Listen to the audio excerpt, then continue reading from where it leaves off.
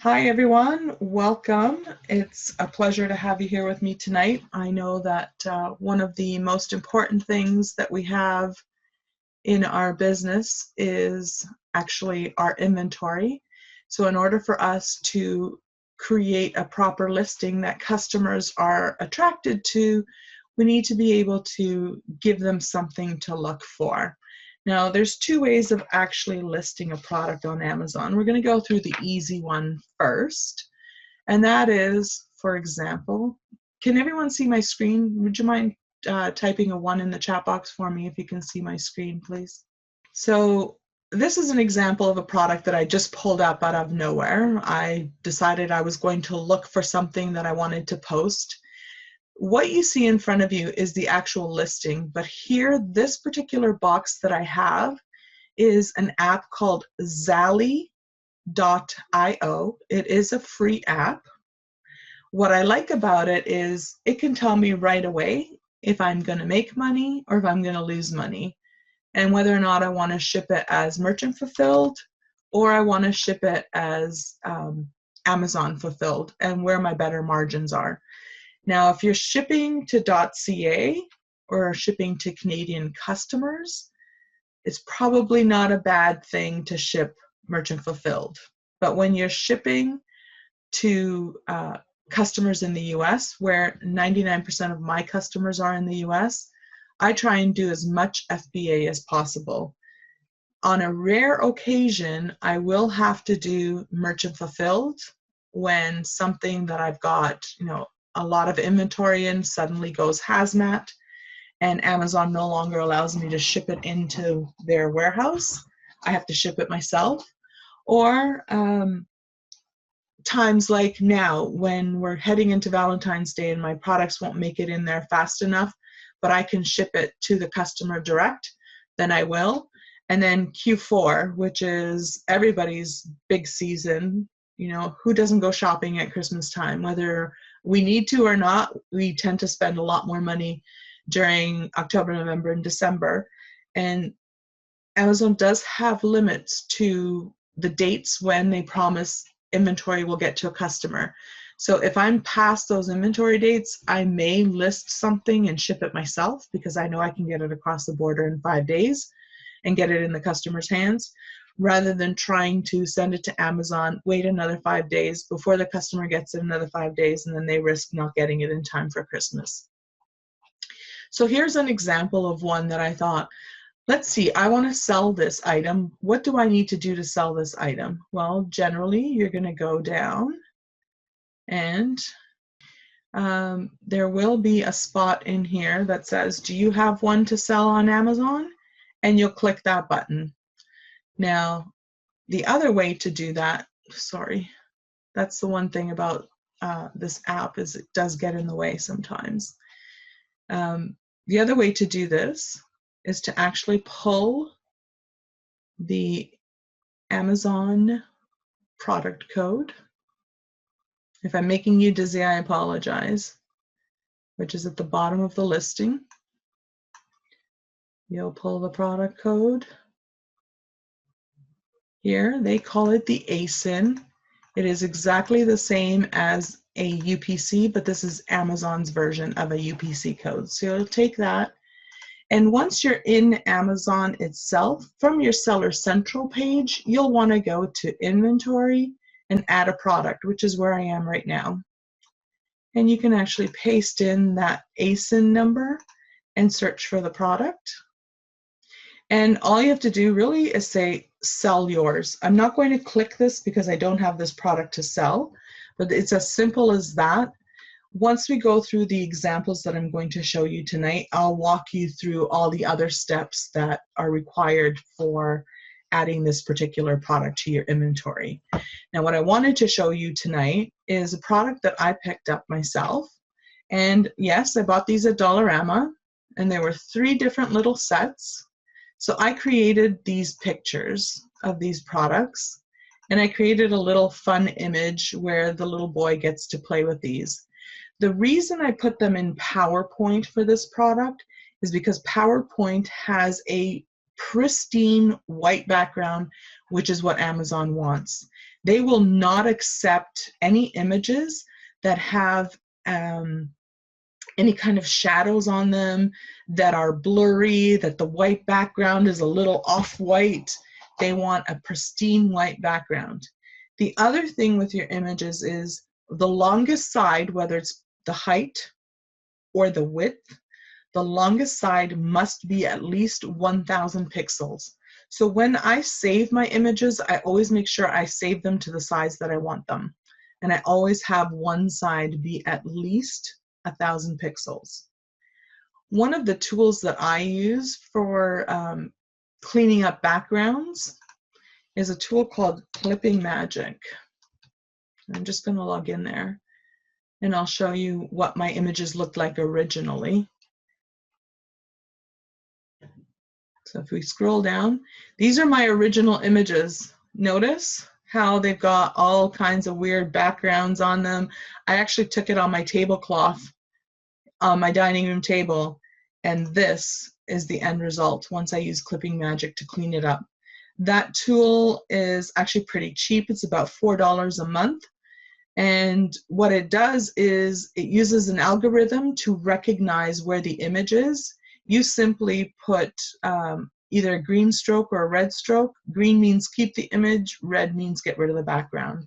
That's how I've cleaned up these images and how I use a pure white background. So even if there's a bit of a shadow on my actual toy itself, once I do the image on the PowerPoint, there is no shadow on the white itself, and that's what Amazon is really critical about.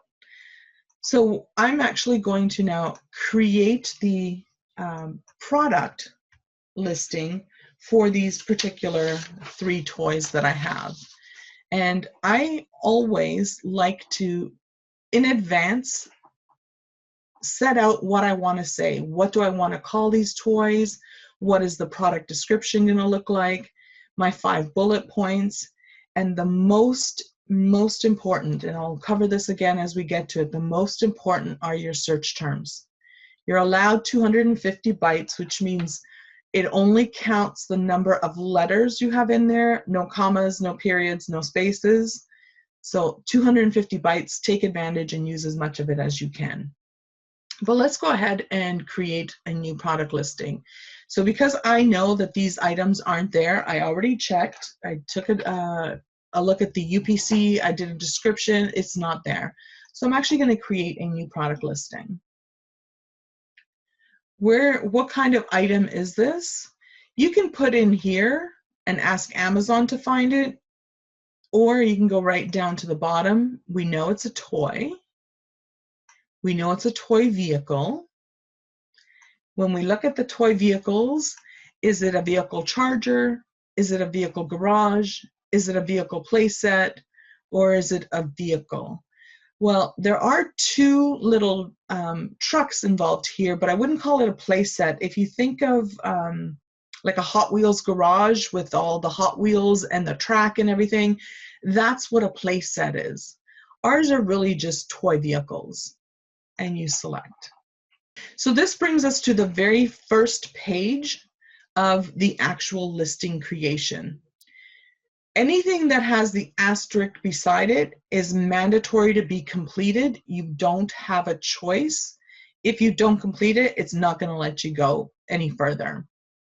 I like to go with the advanced view because on occasion there's things in here that I want to fill out that aren't necessarily mandatory, but might be a critical piece of my listing itself.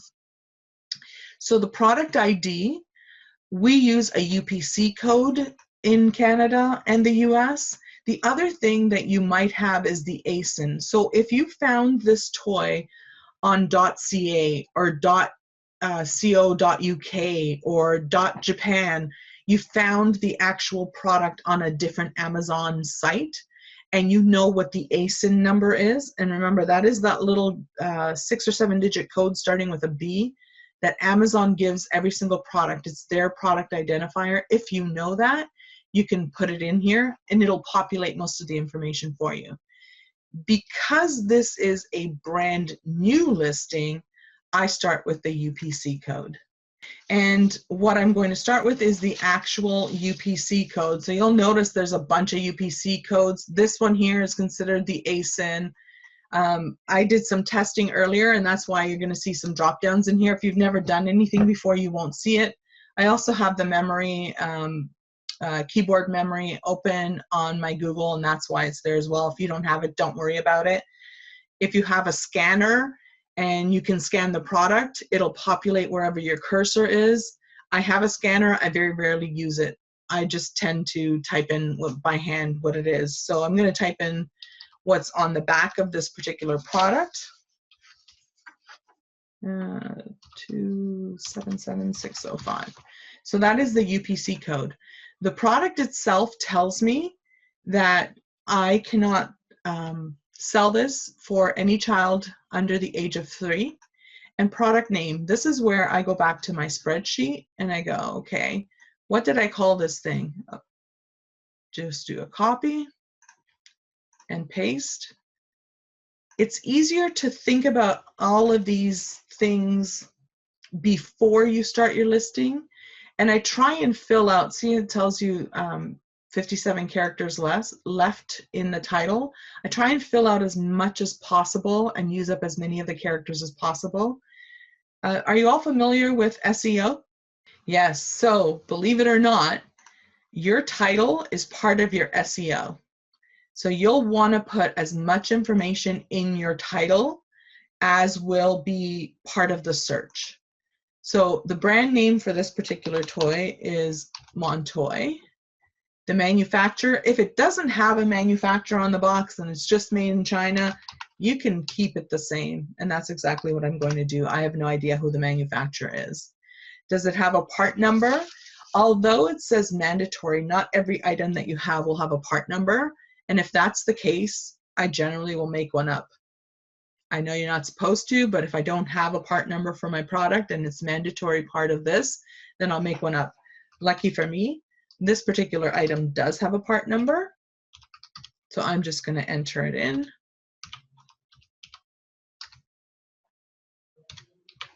Okay.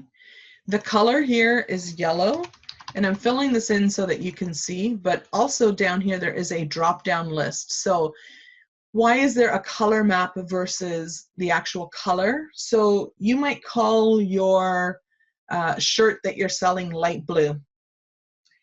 That's fine. Customer will understand light blue, but Amazon wants to know what color family it belongs to. Well, light blue is part of the blue family, and that's why they have the two different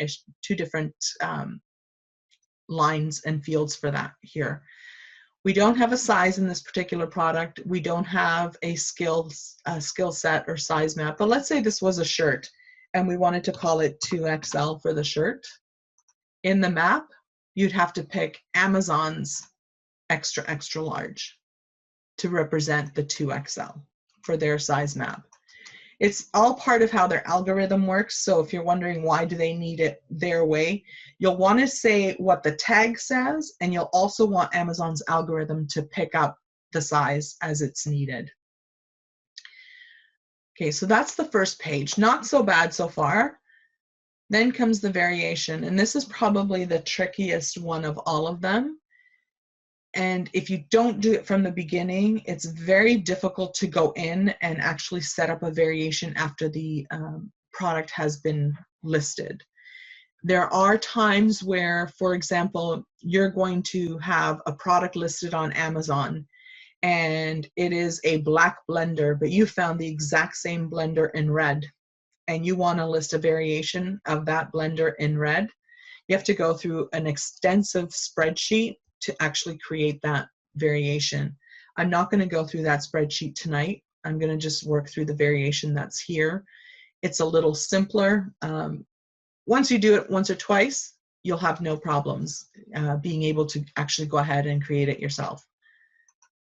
So in this particular case, it is a style variation. So what style do we have? We have a front loader. We have a excavator, and we have a forklift. So these are my styles. And I'm going to say If we had more, we could keep going as many styles as you have. Or if it's sizes, let's say, for example, you were selling that men's shirt and it came in small, medium, large, extra large, 2XL, 3XL, 4XL. Each one of these would have a variation of size. It wouldn't be, in this case, style that we picked. It would be a variation in size. So we're going to add these variations, and pretty much the exact same thing that we would have done if it was just a single item, we're going to do here with multiples. The style name is exactly what the product is, the seller SKU. Now, I know some of you have never heard of the seller SKU before. It is your record-keeping item. It is the way that you decide how you're going to track these things. When I first started, all I put was the date that I listed it and the price that I paid for it. Today, I'm a little more sophisticated. So today I put, where did I buy it? How much did I pay for it? How much am I selling it for? And what's the date that I'm listing it? So today's date is 01/29/18. And this particular one is the front loader. So that because there's variations of it, I want to make sure that I have the exact thing, the exact SKU for each one of my variations. Now, you'll notice I copy and paste and says, you can't do that. It's a duplicate. Thank you. Okay, I will make that change for you. And this one's not going to be a front loader anymore. It's going to be the excavator, and that changes that. This one's not going to be the front loader anymore. It's going to be the forklift. So something to change it, but something that I know, and when I look at it at a glance, I can see where I bought it, how much I paid for it, how much did I initially list it for, because sometimes you're listing it for $19.99, but your sweet spot is actually $21.99. So you'll play with those numbers a little bit when you first list an item that's never been listed before. I start at a number that's kind of feasible. What else is the rest of the marketplace doing? And then I'll play with it. If I find that at $19.99 it's being really sluggish, I'll drop it a little bit. If I find that at $19.99 I can't keep them in stock, then I'll raise the price a little bit. Enough to still generate interest, but not so much that it's either going to stop it from selling or selling out completely. The product ID here, and you have a choice of what those product IDs will be. We'll use the UPC code, and those are the ones that are found on the box. So I'm going to enter them in. I apologize for the monotony of having to do this while you watch me. UPC. UPC, select the condition. Condition is extremely important. If you're buying something brand new from a supplier, it's new. If you're buying from a thrift store, be very careful. And technically, if you're buying something from a Walmart or any other retail store, they say that once you leave the store, it has no longer is it brand new. It is now a used item. I have to tell you the rules, but I'll tell you how I do it. If it is 100% perfect and in gift condition, I call it new. So I will leave that to you to decide how you want to actually, how you want to actually list that product. I think I turned my node lock off. And it wants to know a quantity, so you have to put at least one in there for it to allow you to continue. You may have 1, you may have 10, it depends on you how many you've got, but you have to put at least 1 to continue. So questions that I can answer for the variations.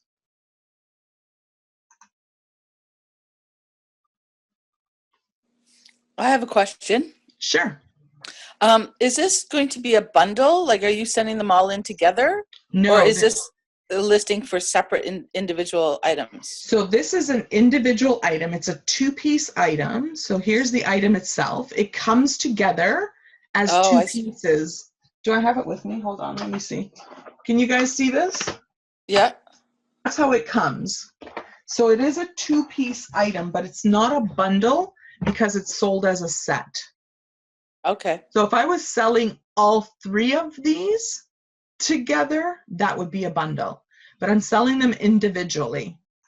So I'm selling them as a variation of themselves. So it's a two-piece item. It's the truck, and the truck carries either a forklift, an excavator, or the front loader.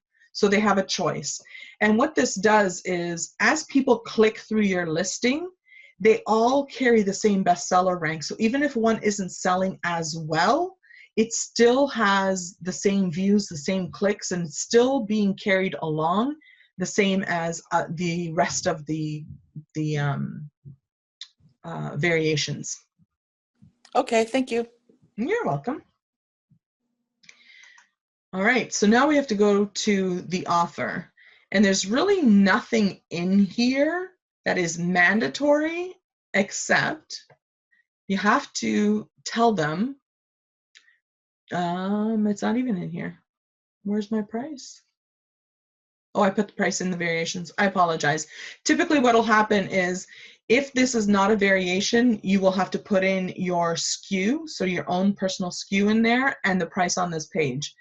I like to say it's offered as gift wrap, because sometimes, especially in the US, I can't speak so much for Canada, but especially in the US, they will buy things in Kentucky to ship to their family in California for their nephew's birthday, right? So I like to have it in there. If they don't use it, great. If they do, then it's incorporated in the price. If they don't, you get a rebate for them not using the gift wrap. So it's something nice to offer. Compliance. Now this one's a bit of a tough one. This is where you have to put anything to do with anything that is battery operated. This particular item doesn't have any batteries, but you have to be very specific on the weight of the battery, the type of battery that it is, how many watts of hours does it have. There's one in here, the battery type. Take a look at this. Look at all these battery types that are in here. There's so many. What kind of packaging? Does it come in the package by itself? Does it come in the package in the product? Or is it just the batteries that you're selling, right? So when it comes to batteries, Amazon is very particular because they are corrosive and they can cause explosions. So they want to know exactly what you're sending them, how many you're sending them, what the value of these batteries is, any kind of lifespan that they have. They're extremely particular about that. I can understand why. I mean, think about it. You and I ship hundreds of products to Amazon every single week. Do we want our products put in danger? I think not. So giving Amazon this particular information also tells them which warehouse they should ship it to. They have some warehouses where are specifically for hazmat. So these types of products would go there because they are ventilated properly. They have different kind of structure built in there. They have less flammable things in there.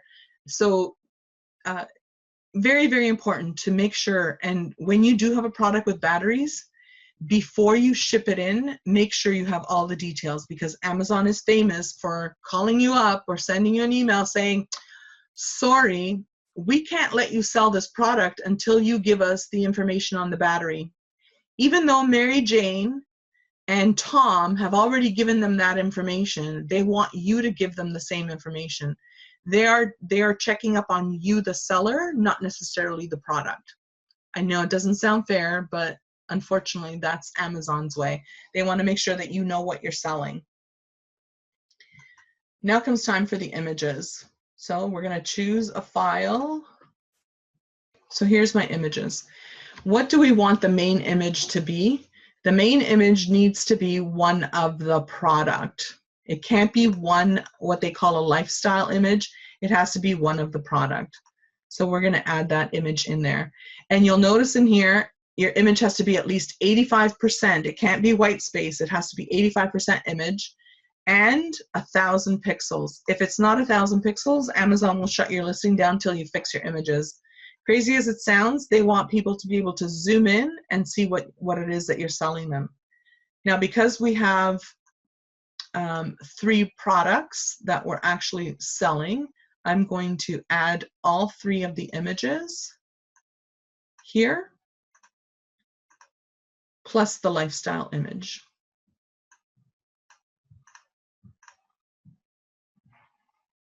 And you can go up and add up until 9 pictures. The more you add, the better it is.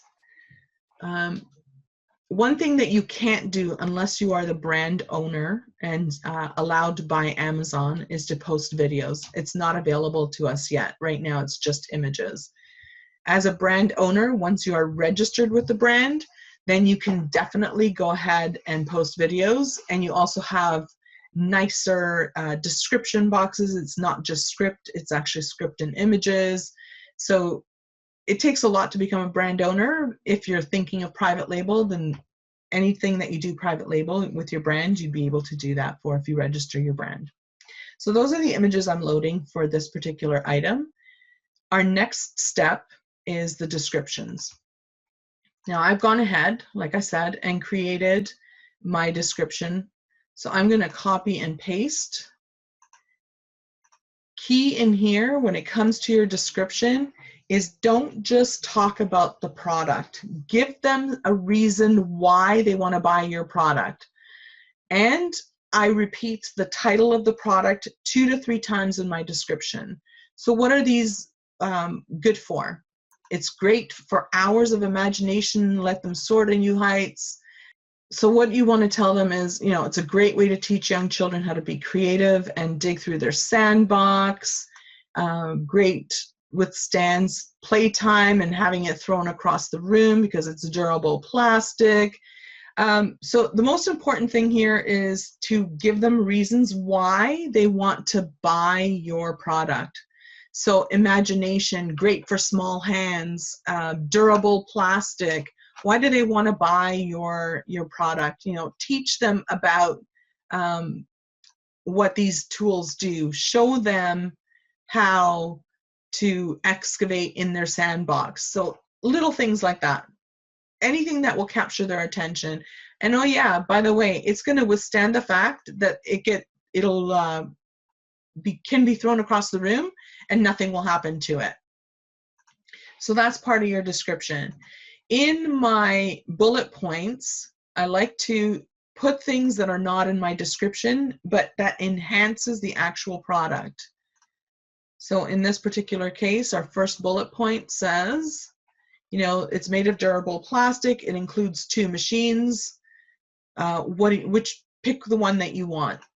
So I've completed all of the bullet points, and we're just going to copy and paste them in. Fun and educational. Give them a reason why. Talk to them about what problem they have that they don't even know they have. So larger size toys made easy for smaller hands to grasp. Well, if you've got a toddler, you know they're kind of clumsy and fumbly, that you want something that's easy for them to grab onto, easy for them to play with. And the other thing is the size. What's the age group and what's the size of the actual vehicle itself? You have up to 5 spots that you can put in there.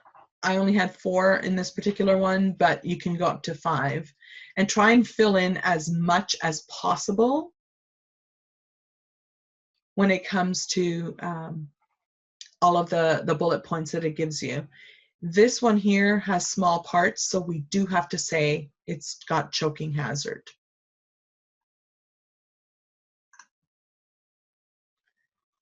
Now I just want to make sure, can you all see my screen? Yeah, I can see it. Wonderful. I had a quick question. Yeah.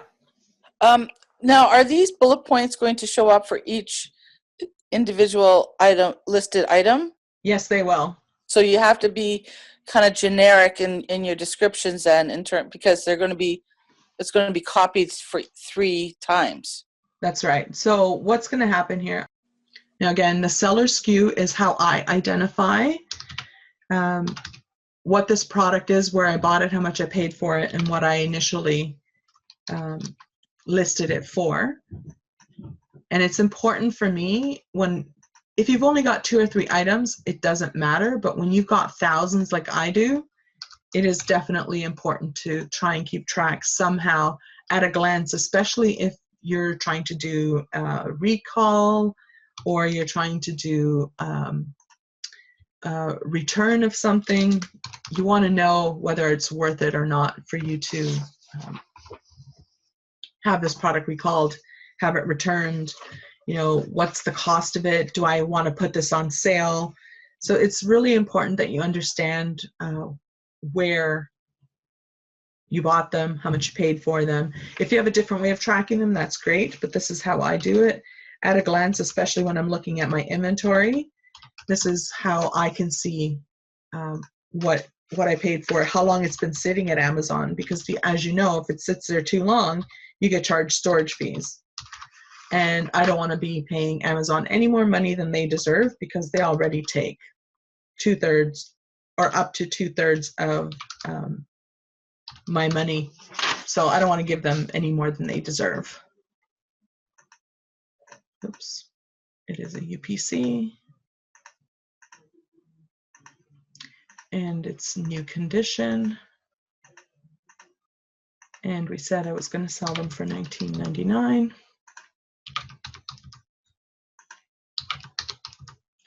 And we're going to have one each for now.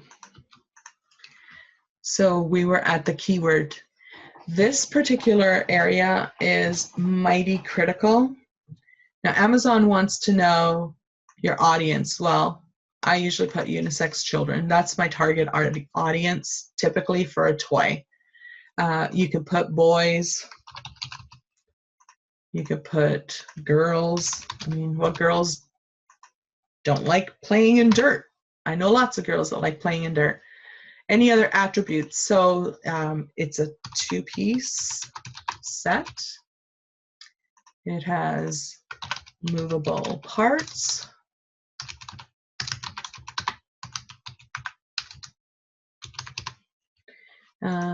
Durable plastic.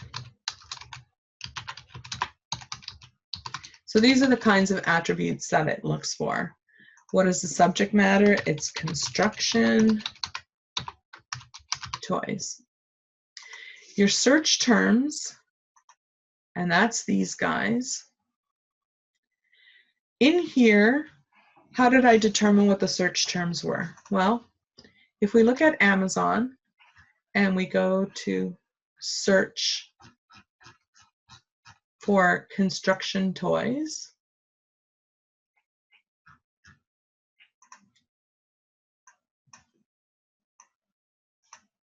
or toy trucks, you'll notice each and every one of these is a search term that people on Amazon are looking for. So I would pick these up and put them in as part of my search terms. Construction toys. Again, I would pick up all of these terms and put them in my search terms. The other one, forklift toy. So all of these, I would put them in my search term. But there's also another tool that I use, and it's called Merchant Words. Now, I don't know what the new price of this is. I know the price has gone up, but when I bought it, I pay $9 a month for it. And let me tell you, it is well worth the $9 a month, because you type in what you're looking for, and it gives you the search terms and how many times a month these terms are being searched on Amazon. So toy construction trucks, 7,000 times a month. Toy construction trucks, 6,800 times per month.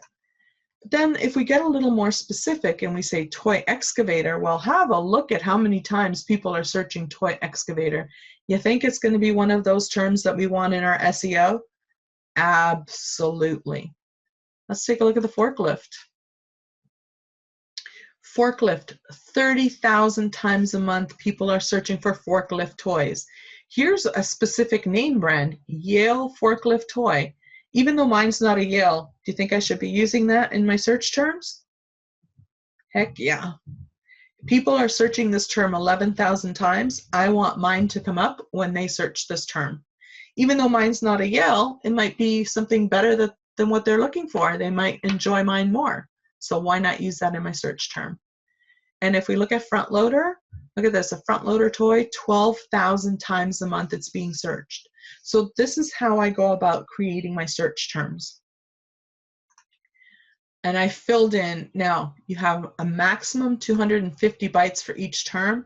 I shove in as much information as I can in each of those terms so that I have a really good fighting chance at my product coming up when that search term is searched. So very simply, we're going to copy and paste that into our listing. And we're going to keep adding until we've got them all in there.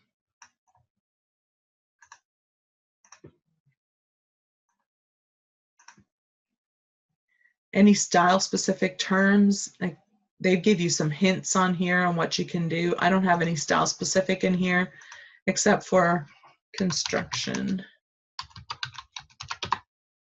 toys. That would be my only style specific that I would put in there.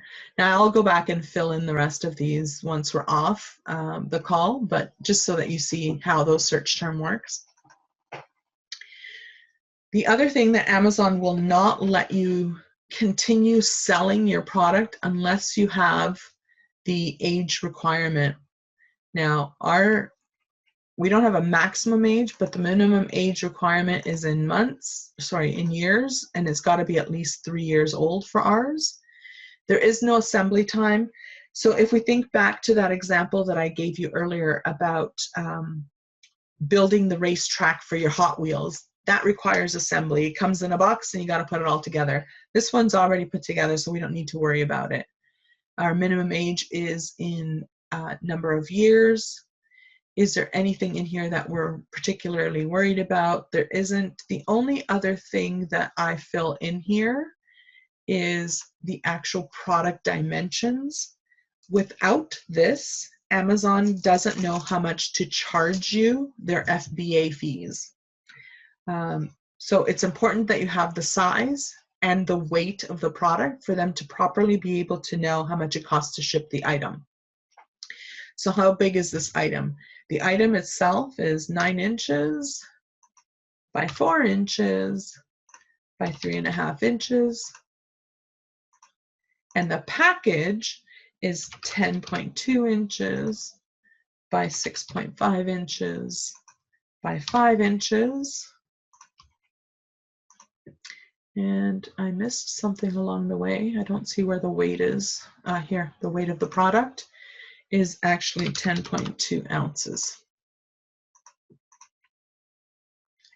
And that's it. We've actually created the listing.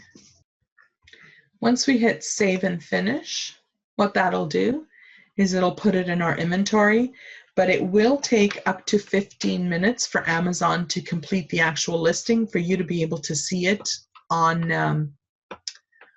the actual Amazon catalog. So yes, I want you to continue. And you see how it says incomplete here? That's because Amazon has yet to go through the entire process of having the product listed. Once this is complete, what you'll see is a little arrow that looks like that, where it says you've got variations of the product. Let me try refreshing and see if anything comes up. There we go. See how it says variations? There's 3 variations. And what you'll notice is the main one has all of the information. This one says, oh, it's just for excavator. Do you see that at the end, how it put the excavator in brackets? That's where we set up the style variation for the product. The next one's going to be the forklift, and then the last one's going to be the front loader. And as Amazon goes through, right now it's saying there's 0 available. It's thinking it's merchant fulfilled. Whenever you can fill in these numbers here, it's you actually shipping to the customer. Once it completes everything, it's going to say there's 0 products. Let's see if we can actually see this on Amazon itself.